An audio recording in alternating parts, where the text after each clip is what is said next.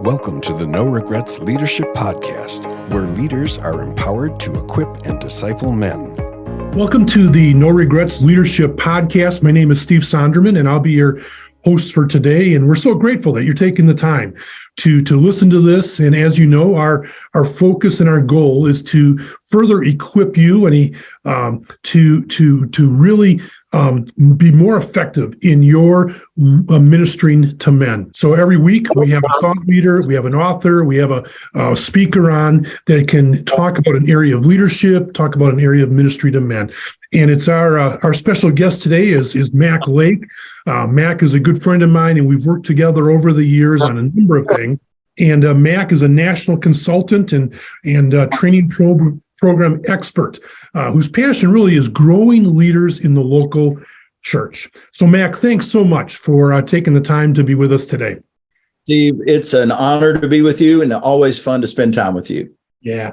Well, listen, you were on probably about a year ago, I think it was now, and we talked about, just leadership development broadly and just some key underlying principles there. But why don't you just bring our listeners up to speed on what's been going on with you, your ministry, family, anything you want to just tell them about right now? Sure. A couple of good things. We started Multiply Group in October 2019, and we survived the pandemic season and now continuing to grow. And Steve, as you know, we offer teams training around Leadership Pipeline, how to develop intentional leadership development systems.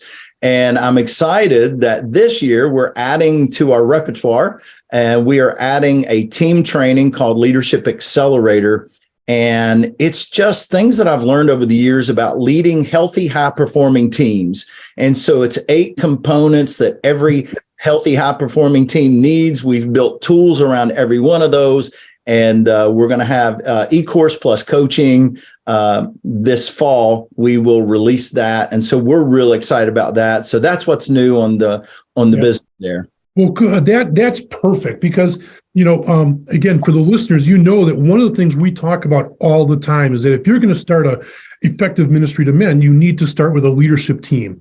Don't try to go alone. It's bound to fail, and so. For those listening, we will put in the show notes the link to Mac's ministry and his website. And so he said it's coming out this fall. It would be a great tool for you to take your team through to help build the team, but really then to strengthen it and grow it. So that sounds fantastic, Mac. It's for churches and for businesses. And so we're excited to offer both. And they're tools that can be used with any team, regardless of the setting. So yeah, we're real excited about it. Good.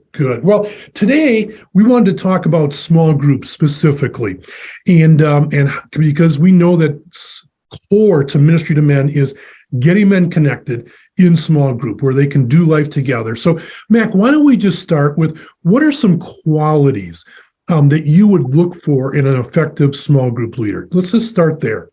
Yeah. So, I've been leading groups for years. And when you're sitting around the room with whether it's 3 people in your group or whether it's 20 people in your group, as a leader, I want to always be looking for who's next.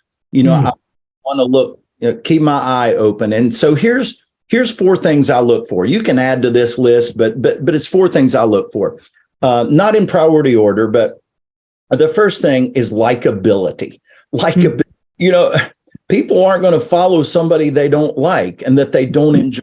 And so one of the things I look around the room and go, who are people enjoying in this group? Is there a likability factor? And I don't think we stress that enough sometimes. Sometimes we just look for those who are available, those who are faithful, but sometimes those people aren't likable. And so, Steve, when my kids were young, I used to tell all 3 of them, I said, listen, I don't want you to fail school, but your grade is not my priority. It's not, you getting an A or a B, that doesn't matter to me. If you get a C, it doesn't matter to me.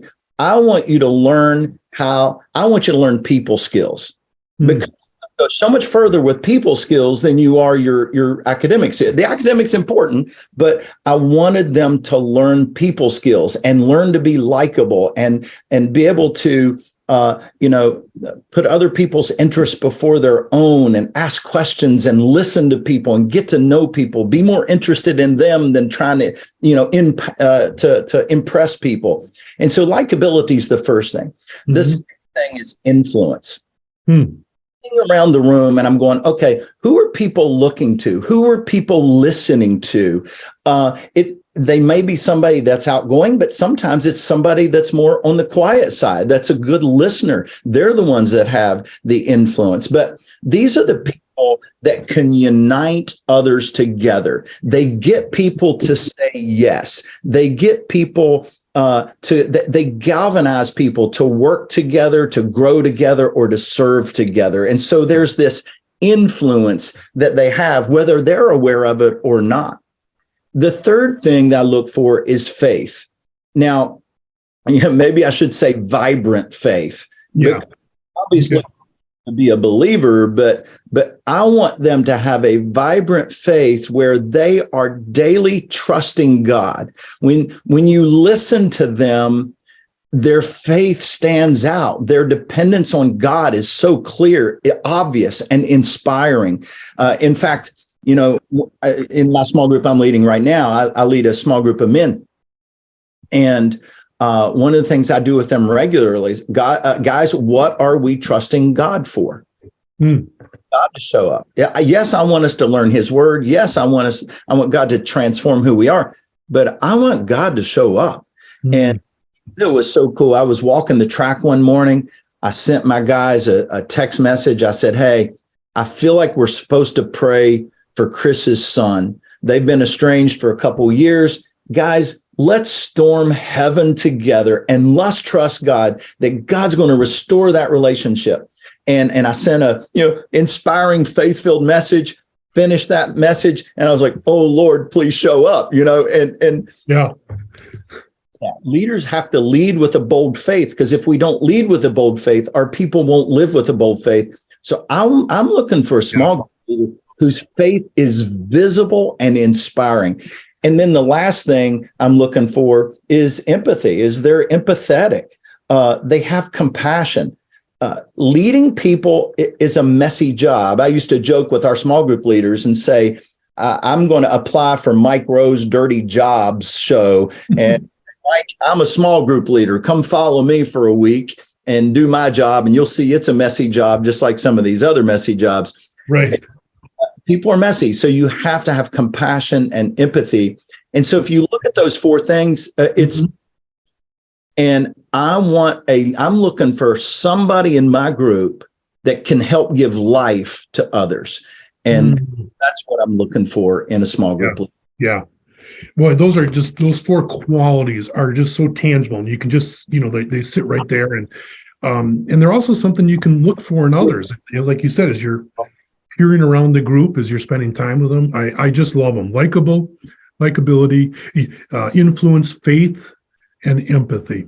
All right. That's wonderful. So, okay, we got a little vision of what we're going to be looking for. Now, could you, Mac, walk us through the process?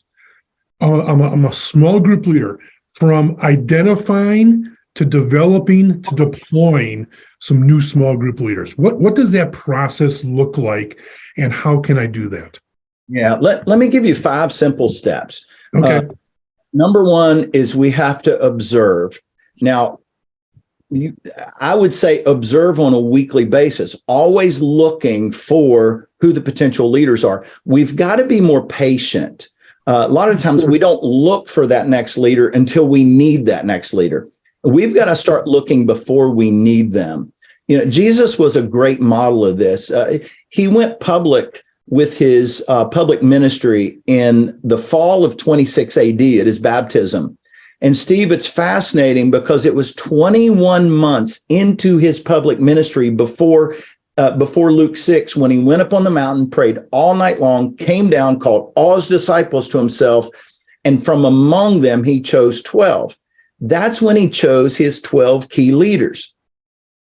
21 months into his public ministry. He only had 3.5 years. He was going to the cross, but he took 21 months to observe who's following me, Who's showing up? Who's responding? He's looking for those traits, and then he selects them. So first is observe, but look every day, look, every week, and take your time. Second is invite. You want to invite a couple of people in your group into a closer relationship with you. You're not inviting them into leadership.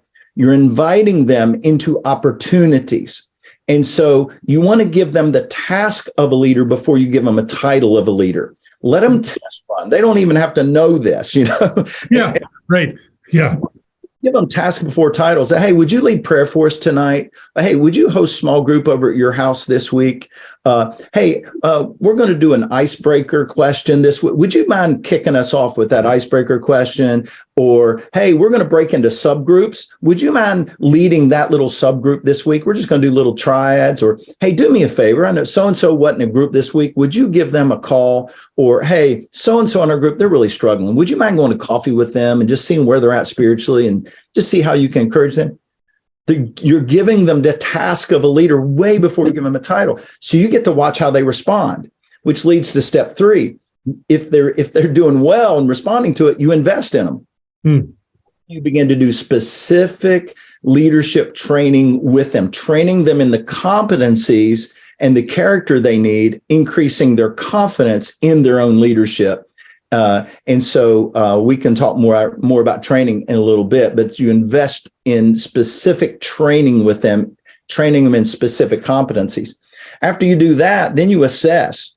And that's when you sit down and you assess together. What's their level of readiness? Do you feel confident to go out on your own? What do you think your strengths are? What are your growth areas you feel like you need? And you be honest with them. What do you feel like you're doing well? What do you feel like you're not doing well? Okay, and I'm going to tell you what you're doing well, what I feel like you're not doing well.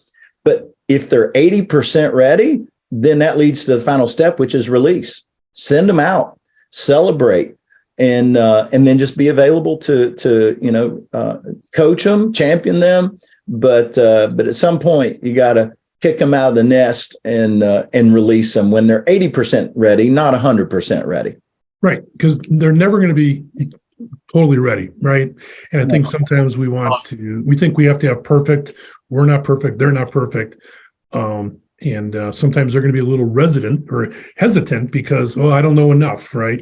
And we need to give them a little nudge. And the last 20%, when they put the shoes on and they're wearing them by themselves and they're leading on their own, now all of a sudden they have new questions, new experiences, that they see things they never saw before. And that's when the last 20% of learning kicks in. Exactly. Well, let's go back to number 3, the invest piece. And you talked about you're going to train towards character and competencies to help increase their confidence. I love that, just the way you phrase that. Let's talk about the difference between character and competency. And the reason I'm asking that is so often I'll be in a training with people and I'll try, they'll all of a sudden they'll just go to character issues. Well, we need to train them to be more humble, but they have a hard time understanding the competency part of it.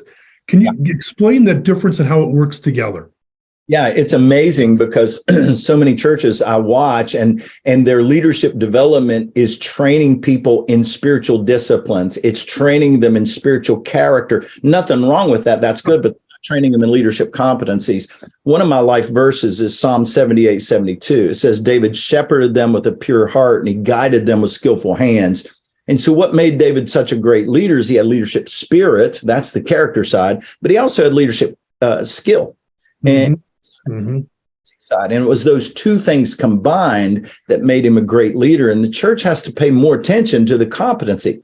You can keep elevating somebody up in leadership because of their character, but if they don't have leadership competency, they're only going to frustrate the teams they lead because they're great people, but they don't know how to mobilize or galvanize people towards a mission, a goal to achieve that which the team is supposed to achieve.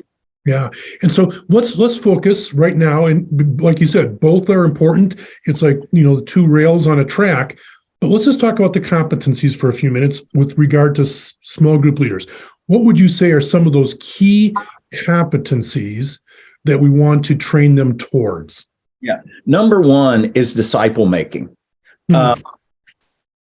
There is such a deficiency of disciple makers in the church. Just because you have a small group leader doesn't mean you have a disciple maker. And I believe the American church especially has just lost its ability for volunteers to know how to disciple others. And we've become so reliant on the pulpit for discipleship, so reliant upon groups for fellowship, but the church's call is to discipleship.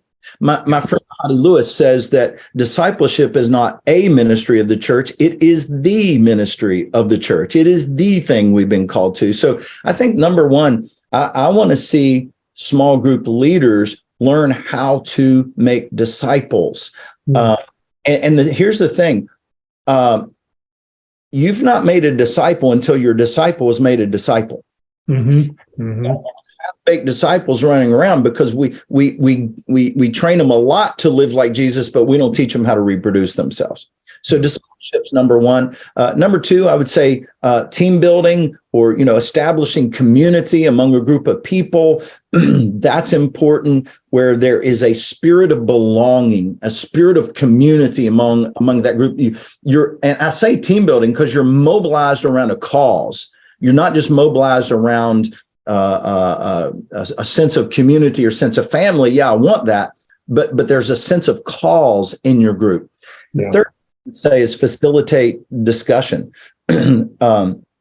Again, a lot of volunteer leaders don't know how to ask good questions, and they certainly don't know how to ask good follow-up questions. So I think if we could train our leaders in asking great thought-provoking questions. Here's the thing I always tell our small group leaders. The goal is not discussion. The goal is discovery. You can have a good hour discussion and not have any discovery. I want to ask questions that are they're clear, that are challenging, that are conversational, and it's stirring in people, causing them to discover something about themselves and what their next step is. Another skill or competency would be communication, the ability to communicate to everybody in the group and bring clarity around where you're going, what you're doing, what's going on. Another one would be leading different personalities, because that can be one of the greatest frustrations in the group.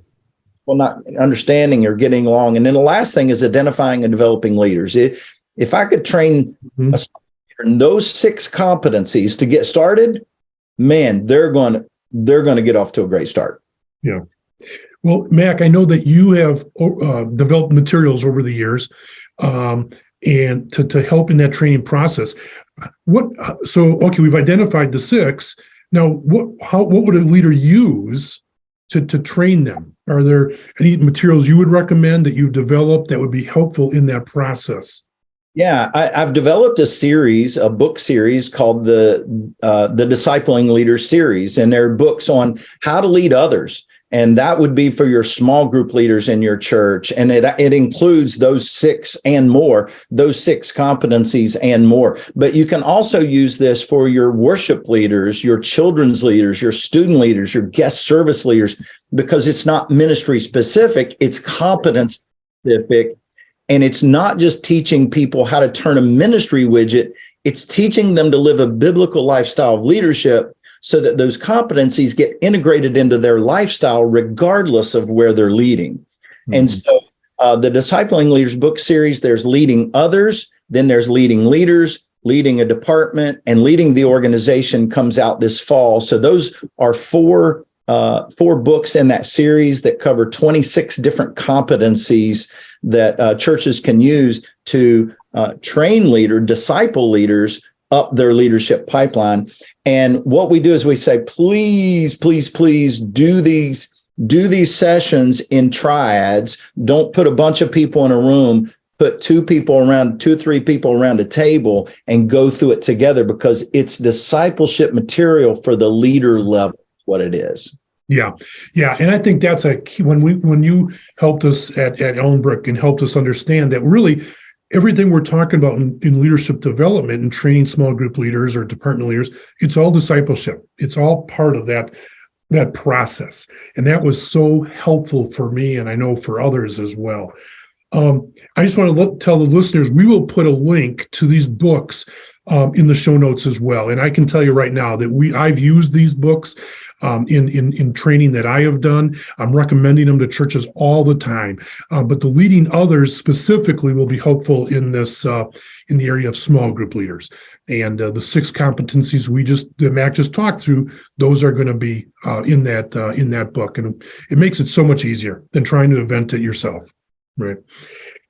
Mac, one of the things I wanted to talk about related to this, because you mentioned it in when you send them out, is the area of coaching new leaders. Because like you said, you don't want to just send them out and say, good luck, hope you make it. But you want to have some type of coaching system in place, a coaching process. And so can you explain, again, in this area of small group leaders, what that might look like, what that could look like, and what you would do in those coaching sessions? Yeah. This ongoing coaching is essential. And Steve, it's fascinating. When you look at the life of Christ, in that Luke 6 passage, Jesus takes 6 months after he selects his apostles and he does in-depth apprenticing with them. It's fascinating when you look at it in chronological order.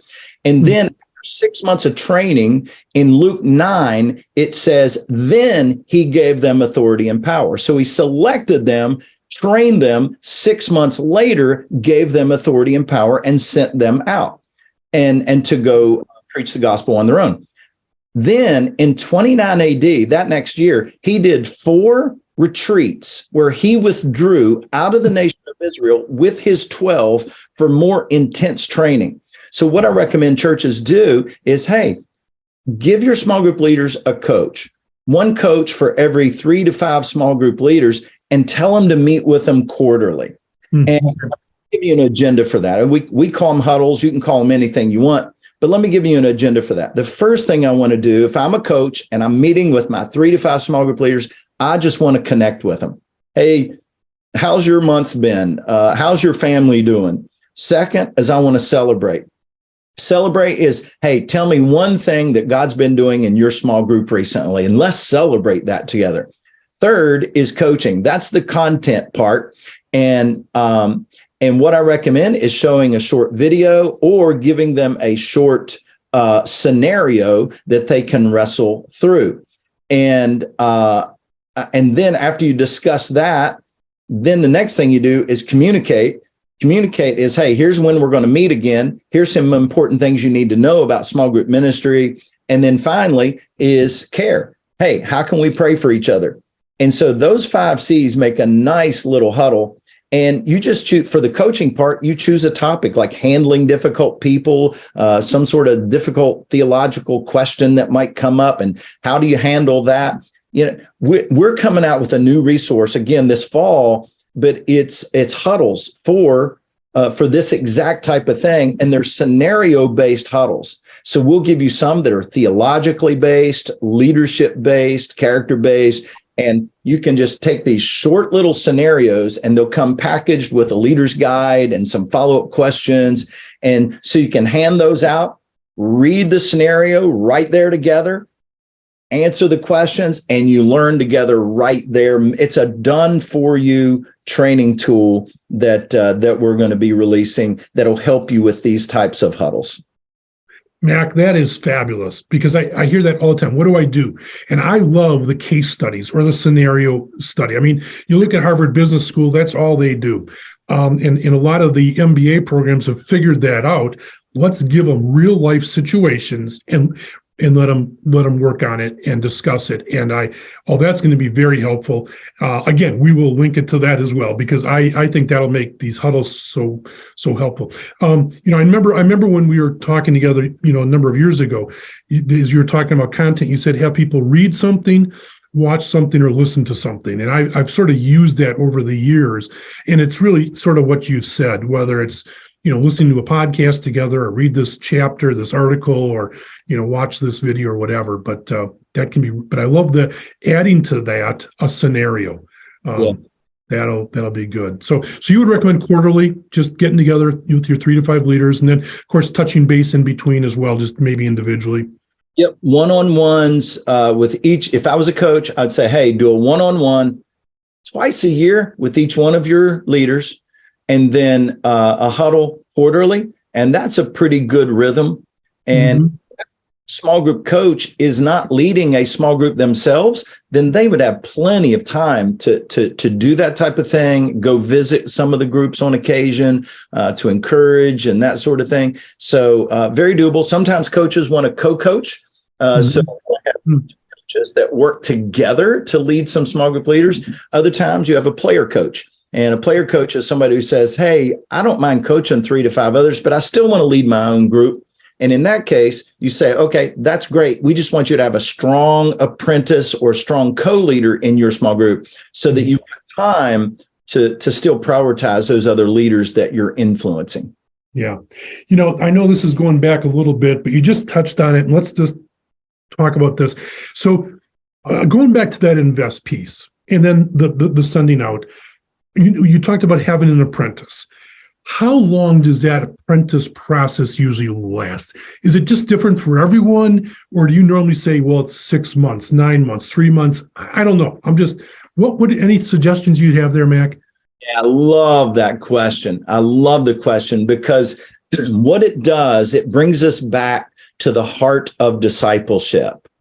I can tell you what the answer isn't. It's not 2 weeks. Observe me for 2 weeks and then go lead your own group. It goes back to discipleship. And so I want to walk them through those core competencies. And like when you use the Leading Others book, I tell people, don't meet every week, meet every other week as your rhythm, because you want them to live with that competency. Even every 3 weeks, you want them to live with that competency.